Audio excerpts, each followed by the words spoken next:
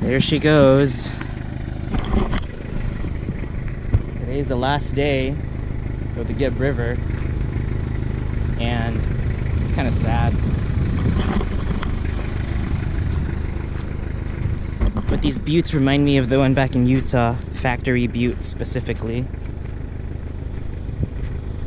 And the master wants to go now. So we'll say goodbye to these buttes one last time. And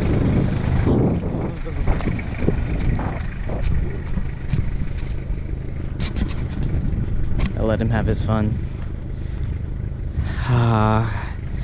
Goodbye. Peace out. There he goes.